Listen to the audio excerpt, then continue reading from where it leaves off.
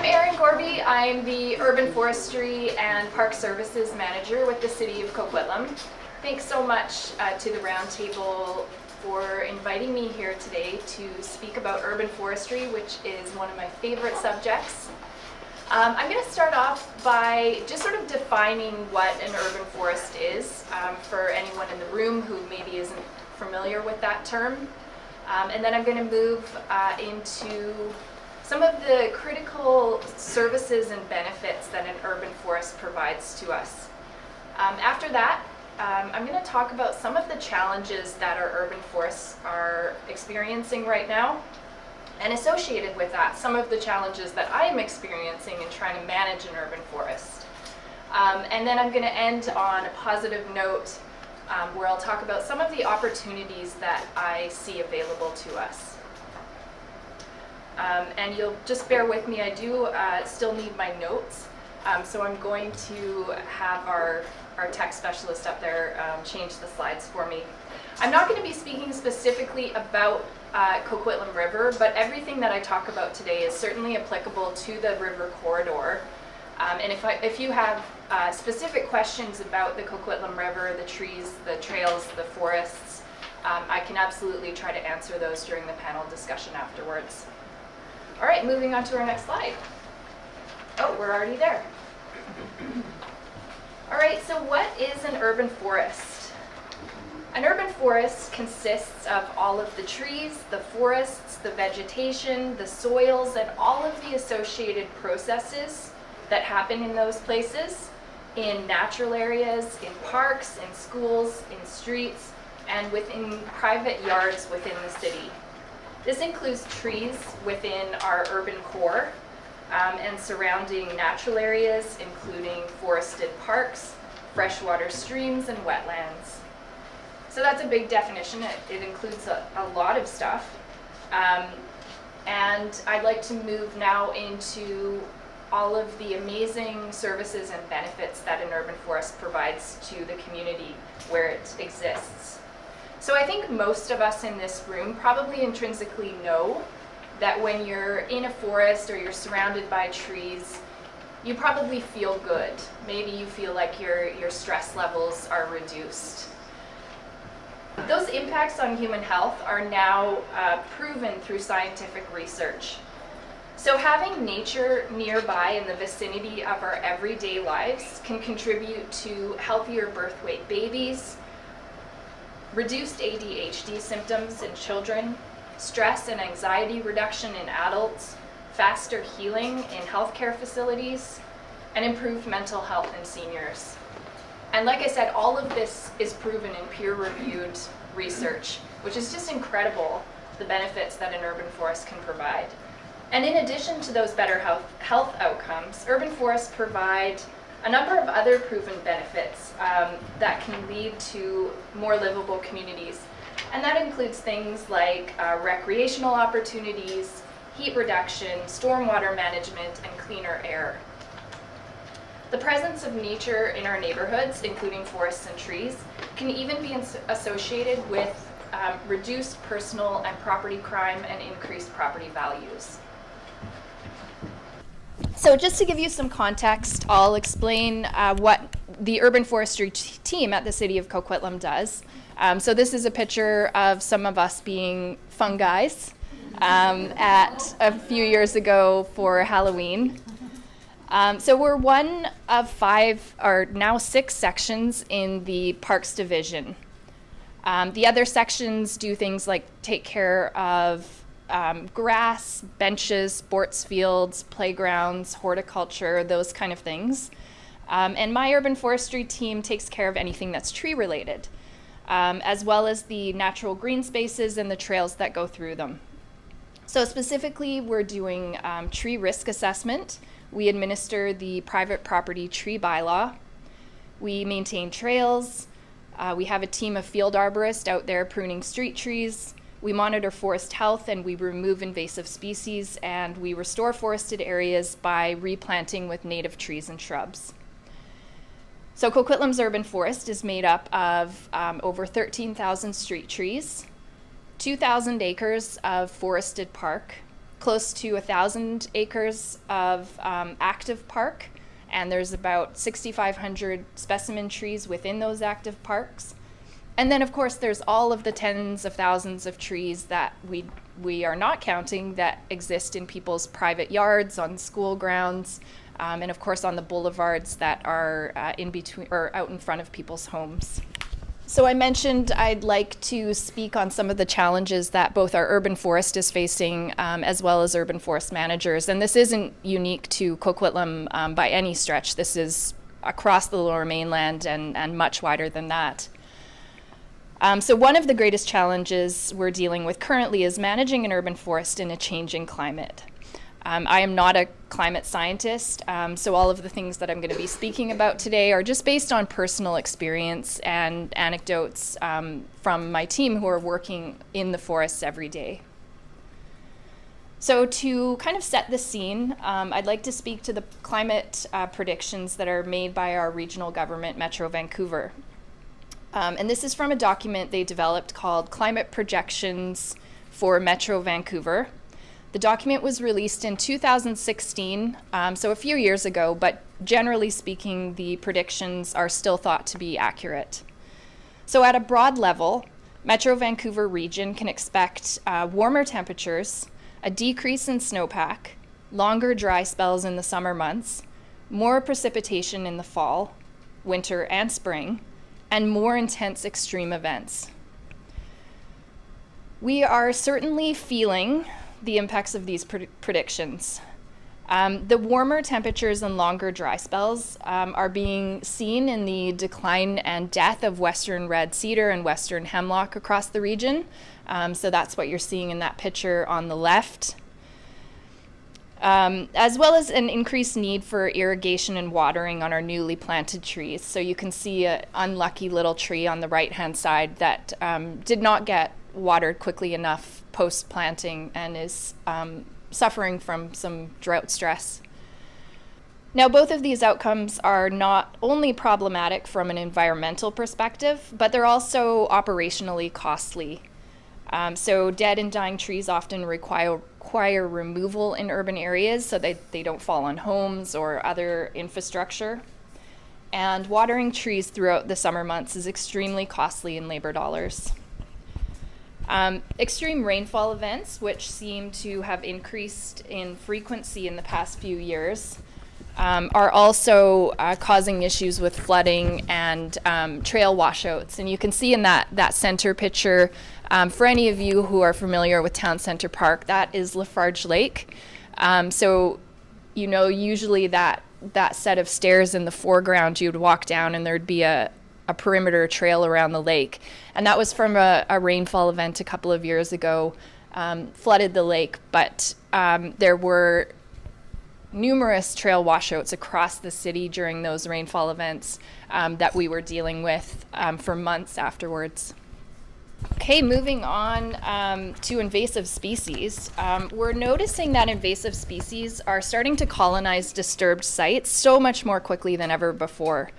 Our native species don't seem to really even have a chance before they're outcompeted by the invasive species. And this makes a lot of sense because the invasive species are much more resilient to drought stress than our native species are. So restoring sections of forest by removing invasive species and planting native shrubs is something that our team has always done quite successfully. And it's been a really great opportunity to connect with the public through volunteer weed pull events and planting events. But it is costly to do it properly. And restoring a disturbed site before the invasive plants get established is much easier. But we're finding that more and more these native plantings are getting overrun by invasive plants almost right away. We're also seeing really unexpected patterns of invasive spread in some case, and we're wondering whether these extreme rainfall events are actually causing spores and seeds to end up in locations where we wouldn't normally expect to see them. And I'm speaking mainly about knotweed and yellow flag iris, which are getting established in areas where we haven't seen them before. And they're both species that we would expect to see in wet areas. We're also experiencing challenges due to rapid growth in our community. Well, Coquitlam is managing its growth responsibly by developing within the urban containment boundary and concentrating density around rapid transit hubs. There are still unavoidable impacts of development on canopy cover through tree removal, and it's expected that our canopy cover is likely decreased since it was last measured in 2014. Additionally, greater population leads to increased numbers of people needing to access our parks and natural areas. So you can imagine, with the increases in temperature that we talked about earlier in the summer, along with the increased duration of hot days, access to cool areas is so important. The picture on the left is Coquitlam River on a hot day. Perhaps many of you have seen it looking like that. And while access, the past few years we've actually seen significant increase in use of the river for recreation like this. And while access to these types of shady, cool locations is critical during heat waves, it can also be very impactful for forest health and to our operations. We see impacts to forest health and biodiversity from unsanctioned trails, excess litter, compacted soils, disturbances during the bird nesting season, and higher risk of wildfire due to human activity. So operationally, it's impactful because we end up having to spend labor dollars to patrol the river, picking up litter and garbage before the bears can access it, educating people about those high wildfire risk behaviors like smoking or barbecuing. And these labor hours are also outside of our regular operational hours for the most part. They're during the evenings and on the weekends, where which is when people want to access the river. Amongst all of the dire predictions and worst case scenarios, I have found some opportunities that I'd like to share with you.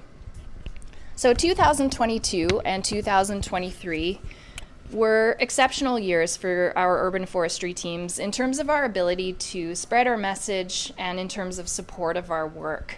And I anticipate 2024 will not be any different than that. We were encouraged in 2022 to take on the lofty goal of planting 10,000 trees, which is about double the normal amount that we would plant within a year. And this was part of a new urban forestry education initiative called Tree Spree. That's the logo you see up on the left-hand side. Hopefully some of you have attended a Tree Spree event. Our council was really supportive of Tree Spree and provided additional funding support for us to complete that goal. I've also seen a real difference in the way that our community talks about trees. We have a public that is much more educated about climate change now, and I think that's probably due to the fact that all of us have been touched or impacted by climate change.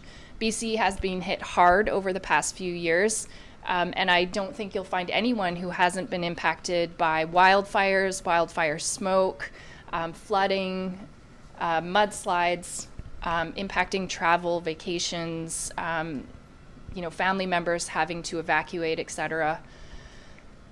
And so as people learn more about climate change, they're also interested in learning about ways to mitigate those impacts. We've been doing tree canopy walks, that's what we're calling them, canopy walks, where an arborist or forester will take members of the public into a park and walk around and look at and talk about the trees and the benefits that they provide. And there's been some really great feedback about that program. We've had a lot of people interested in it, and we will continue to run those in the future. Another really exciting part of Tree Spree is that we have given away thousands of trees for residents to plant on their private properties.